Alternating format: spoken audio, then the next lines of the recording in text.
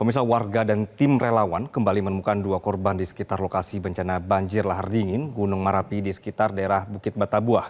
Hingga kini korban meninggal dunia banjir lahar dingin Gunung Merapi berjumlah 27 jiwa.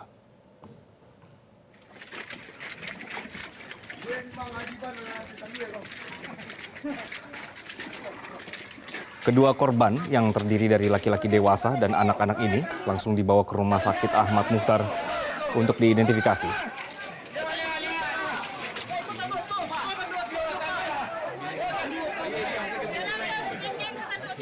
Dengan penemuan ini sudah ada 20 orang warga Bukit Batabuah dan Sungai Pua Agam yang ditemukan meninggal dunia.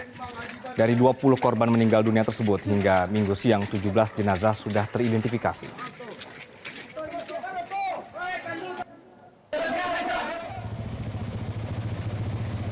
Pemirsa, banjir terjadi sejak Sabtu 11 Mei pukul 23 waktu Indonesia Barat hingga hari Minggu 12 Mei 2024.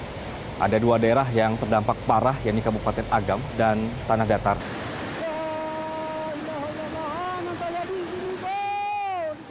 Jalan raya.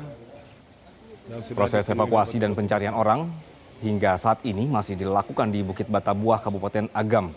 Ratusan warga terlihat membadati lokasi bencana. Selain menimbulkan korban jiwa, kerusakan parah juga terjadi pada rumah warga sekitar aliran banjir lahar dingin. Belum ditemukan dari malam tadi.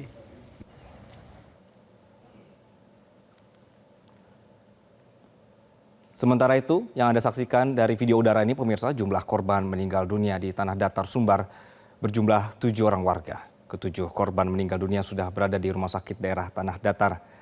Selain korban meninggal dunia, 20 orang lainnya mengalami luka serius dan harus menjalani perawatan di Rumah Sakit Daerah Tanah Datar. Bencana lahar dingin dan tanah longsor juga mengakibatkan akses keluar masuk daerah tersebut menjadi terputus.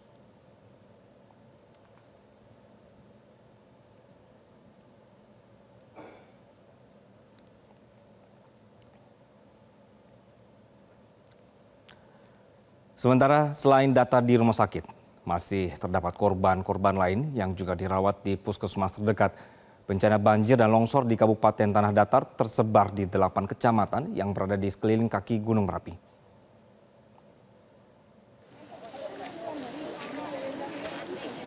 Dan untuk mengetahui situasi terkini terkait proses pencarian korban hilang dan identifikasi jenazah, kita telah terhubung dengan kontributor Metro TV Amfraizer dari Agam, Sumatera Barat.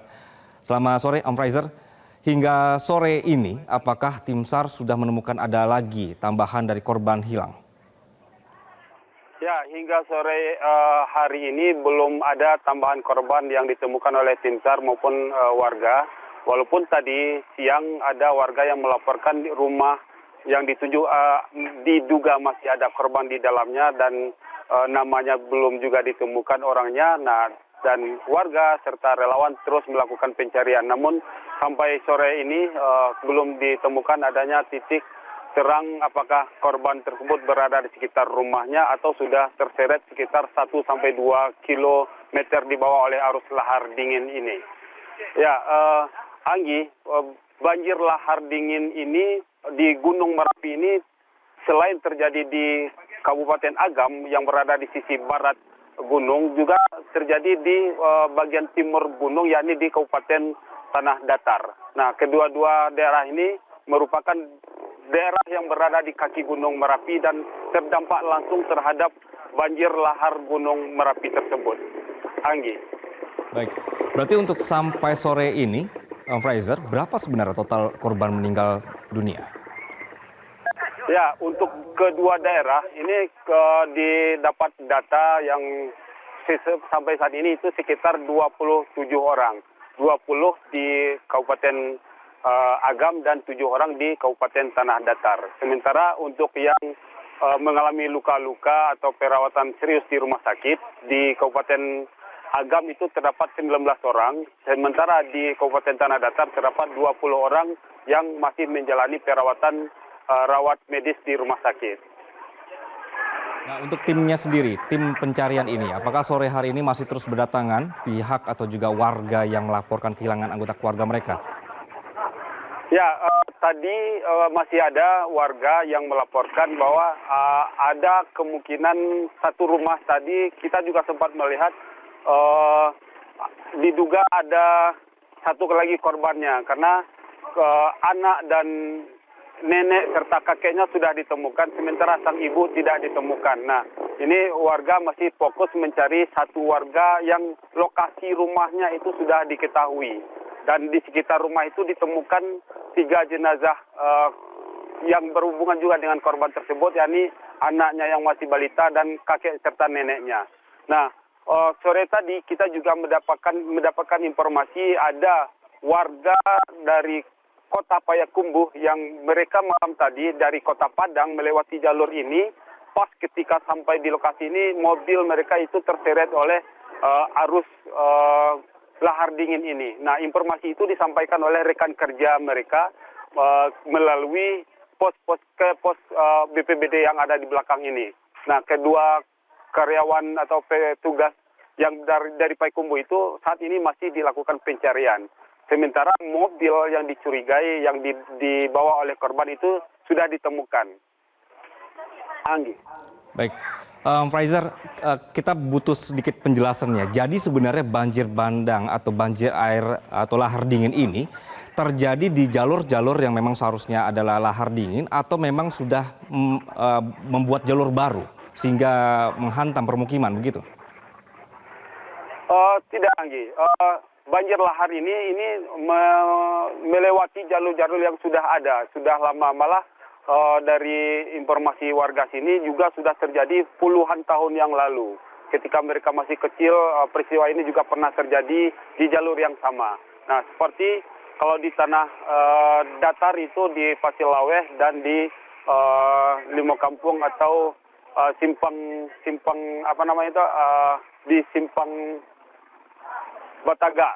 Nah, sedangkan di daerah Agam ini itu lahar dingin ini biasa melewati jalur yang di Bukit Batabu ini, di Lasi serta di Sungai Pua. Nah, dari 3 kecamatan di di Agam ini, di Bukit Batabu inilah yang paling parah. Nah, banjir dan longsor terjadi Sumatera Barat saat ini akibat hujan yang cukup tinggi sore kemarin hingga malam. Itu tidak saja banjir lahar yang terjadi, juga terjadi longsor di Gunung Singgalang. Nah, Gunung Merapi dan Gunung Singgalang ini adalah ibarat di Jawa itu sama dengan Sindoro dan Sumbing. Nah, Sumbing atau Sindoro. Nah, seperti itu juga Merapi dan Singgalang. Kalau Merapi mengalami longsor lahar dingin, sementara di Gunung Singgalang itu terjadi longsor di sejumlah titik. Seperti di Lembah Anai, ini mengakibatkan jalur yang menghubungkan Kota Padang dengan Bukit Tinggi itu tidak bisa dilewati sama sekali. Selain akibat longsor dan air sungai yang meluap, nah imbasnya jalur juga tertutup. Di balik itu juga di daerah Malala, di bagian selatannya Gunung Singgalang, itu juga merupakan jalur alternatif dari Padang menuju Bukit Tinggi, juga malam tadi tidak bisa dilewati hingga saat ini, karena juga terjadi longsor yang cukup besar yang menimbun badan jalan. Nah, jadi 2 gunung ini sedang terjadi bencana. Kalau Merapinya erupsi lahar dingin dan di Gunung Singgalangnya terjadi longsor tanah dari gunung itu. Anggi. Baik, Amrezer, ini sudah pukul 4 sore. Biasanya untuk proses evakuasi itu sore akan dihentikan sementara karena sudah gelap begitu ya. Strateginya berarti sampai sore hari ini seperti apa? Ya, tadi alat berat dan pencarian ini kan baru datang siang. Alat berat digunakan untuk mengangkat material batu-batu yang cukup besar yang menimbun badan jalan yang ada di Bukit Batabu. Nah, barusan sempat dihentikan sementara karena didapat informasi yang beredar ada banjir lahar susulan, sehingga alat berat dievakuasi keluar dan warga pun berhamburan keluar untuk menyelamatkan diri. Namun ternyata lahar dingin susulan tersebut hanya sedikit dan tidak menimbulkan kerusakan yang baru. Nah, sementara untuk proses pencarian secara manual di radius 2-3 km arah ke bawah, arah ke Bukit Tinggi itu masih dilakukan secara manual oleh warga dan tim SAR. Dan informasi yang kita peroleh, pencarian itu dilakukan sampai pukul 5 sore ini. Dan selanjutnya pada pukul 5 ini akan dilakukan rapat bersama di posko untuk mengumpulkan segala informasi dan menyamakan data korban ataupun korban selamat maupun korban yang meninggal dunia yang terjadi di Kabupaten Agam ini. Itu informasi yang kita peroleh dari petugas posko BPBD Kabupaten Agam. Anggi. Baik, Fraser melaporkan dari Kabupaten Agam, Sumatera Barat. Terima kasih. Jelajahi cara baru mendapatkan informasi. Download Metro TV Extend sekarang.